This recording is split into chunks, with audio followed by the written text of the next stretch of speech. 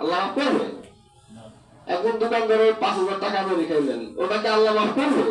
সুযোগ নাই তো। ওরা তো দোকানদারের ভাগ করে, তা আল্লাহর হক না। তাহলে আপনার কিভাবে আপনার কি দিয়ে দোকানদারকে বুঝে দেওয়া হবে?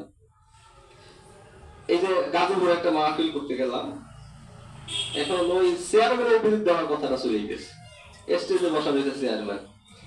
কি বলছি যে এই চেয়ারম্যান সরকার থেকে যে চাউল, গম, টিন কত কিছুই আসে, কোটি কোটি টাকা, লক্ষ লক্ষ টাকা সম্পদ, গরিব মানুষের মাথা পিছু সরকার থেকে বরাদ্দ দিয়েছে 10 কেজি চাউল। তো চেয়ারম্যান সব কি করে? 8 কেজি চাউল তার 2 কেজি কি করে? মানে খায়। এরকমই তো আমার এলাকায় করে। এই কি করে আমি জানি না। আমার এলাকার মেম্বার চেয়ারম্যান অনেক সময় 8 কেজি জায়গায় 10 কেজি জায়গায় 5 কেজি নিজে খায়, 5 কেজি করে আমার তো দেয়ও না। তারা বলে চেয়ারম্যানের মেম্বার, আপনি যে যে মাইরে খেয়েছেন, সাথে সাথে হজও করছেন, সবের কাজও করছেন, আপনার যত সবের কাজ ছিল কিছু সব মেখে চাল 2 কেজি কম দিয়েছে, ও সব ভাগ করে নিয়ে গেছে। সবাইকে দিতে দিতে দিতে দিতে আর কিছু নাই। এরপর পাওনাদার বাকি আছে। এরপর কি আছে? পাওনাদার বাকি আছে। কারো জমি বাড়ি খাইছে, কারো মা আছে, কারো থাপ্পড় দিছে, কারো প্রতি জুলুম করছে, অত্যাচার করছে। এরপর পাওনাদার। এবার আল্লাহর বিচার কি হবে? ওই পাওনাদারের গুনাহ আছে না, ওই গুনাহগুলো চেয়ারম্যানের ঘাড়ে দিবে। কি করবে? চেয়ারম্যানের ঘাড়ে আল্লাহ দিয়ে অবশ্যই জাহান্নামের মধ্যে পাঠায় দিবে। তো আমি আপনি দুনিয়ার জিন্দগিতে যে পাপ করছি, আল্লাহ মাফ করার যেগুলো সুযোগ আছে মাফ করে দিবেন, প্লাস মাইনাস করে হয়তো একটা পথ বার করে দিবেন। যেহেতু আল্লাহ রহমান রহিম, আল্লাহ গফফার, আল্লাহ অনেক দয়াশীল, ক্ষমাশীল।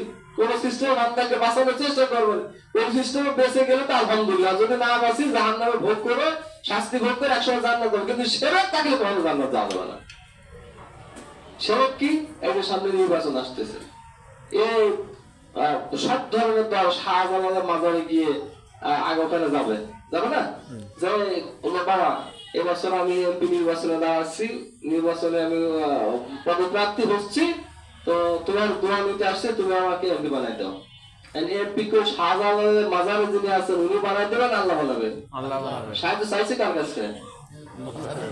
আল্লাহকে বাদ দিয়ে চাইছে। মানুষ মরে গেছে, কবরের নিচে পড়ে আছে, তার কাছে সাহায্য দিতে। এটার নাম হলো শিরক। মানে যে জিনিস আল্লাহর প্রাপ্য, এটা আল্লাহকে না দিয়ে যদি অন্য কাউকে দেওয়া হয়, এটার নাম কি? শিরক। আমার কলেজে কবুতর শান্তি কামনা করে। আচ্ছা, শান্তি তার মালিক কি কবুতর না আল্লাহ? আল্লাহ। সূরা হাশরের 23 নম্বর আয়াতে আল্লাহ কি বলছেন? সালামুল মুমিনুল মুহাইমিনুল আজিজুল জাব্বারুল মুতাকাব্বির। সালাম কে? আল্লাহ। শান্তিটা কে? আল্লাহ।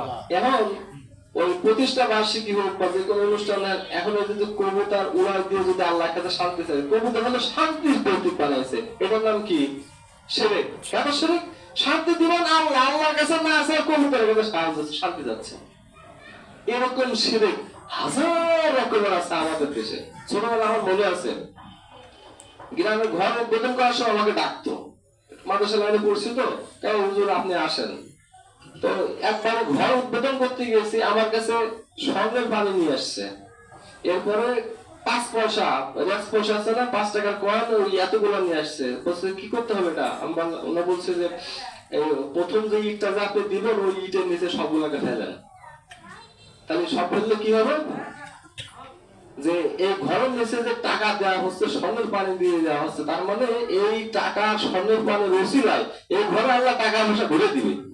বহু টাকায় ঘরে চলে আসবে, স্বর্ণ অলঙ্কার ঘরে ভরে দেবে এক সময়। মানে বিশ্বাসটা আল্লাহর উপরে নাই, বিশ্বাস করে গেছে টাকার উপরে, ওখানে চলে গেছে। এই যে আল্লাহর হকটাকে বাদ দিয়ে বান্দা অন্য জায়গায় যদি চায়, ওটার নাম শিরক। দেখবেন যে মাজারের অভাব নাই, লাখ লাখ মাজার, সব মাজারে গিয়ে সাহায্য দেয়, সব শিরকি ব্যবসা। আমার ছাত্ররা আইসে এসে বলে, হুজুর আজকে সকালে আমার মা ডিম খেতে দেয় নেই। কেন? মা বলছে যে পরীক্ষার দিন সকালবেলা ডিম খেয়ে যদি পরীক্ষার হলে যাওয়া হয়, তাহলে পরীক্ষার খাতায় ডিম আসলে ডিম খাওয়া যাবে না। তো এটা কি স্যার, এটা কি ঠিক না ভুল? আচ্ছা, তো বিশ্বাসটা কোথায় চলে গেছে? চলে গেছে যে ডিম খেয়ে যদি পরীক্ষার হলে পরীক্ষা দিতে যাও, তাহলে কি হবে? আমার পরীক্ষার খাতায় কি হবে? ডিম পেয়ে যাবো। কারণ বিশ্বাসটা কোথায় চলে গেছে? মানে আপনি যেখানে যাবেন, শিরিক দিয়ে ভরা। আমাকে ধারাবাহিকভাবে এই বাংলাদেশে কি কি প্রচলিত শিরিক আছে এই প্রমাণ নিয়ে যদি কখনো আমার সুযোগ পায় তো কিছুটা করার চেষ্টা করবো যে যে কিভাবে কিভাবে বান্দা শিরিক করে। তার করছে আপনার আমার ওই ইন্দ্রিয় গর্ত খুঁজে।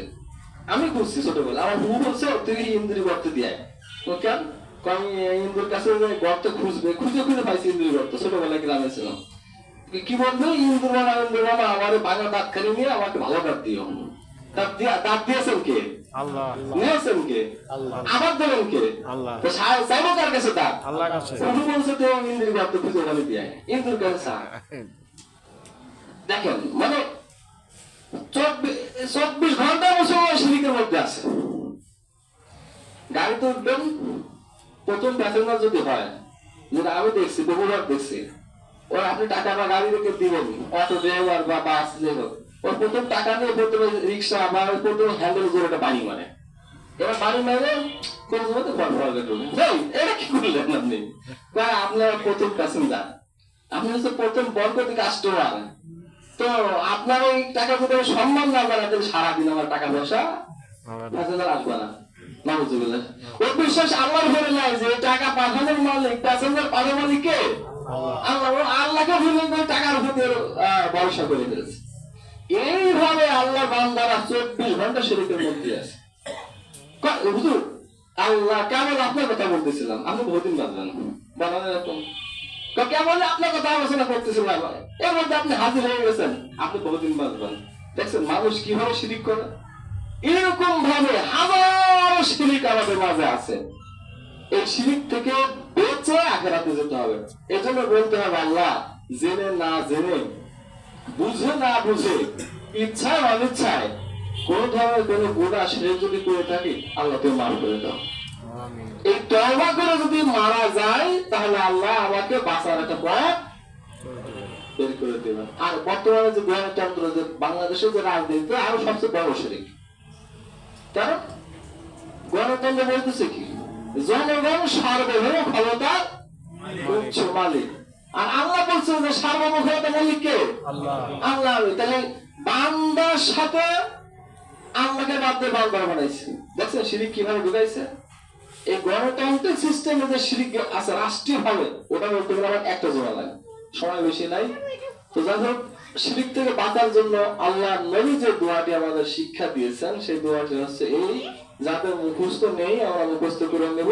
আল্লাহুম্মা ইন্নী আউযু বিকা আন উশরিকা বিকা ওয়া আনা আ'লামু ওয়া আস্তাগফিরুকা লিমা লা আ'লাম।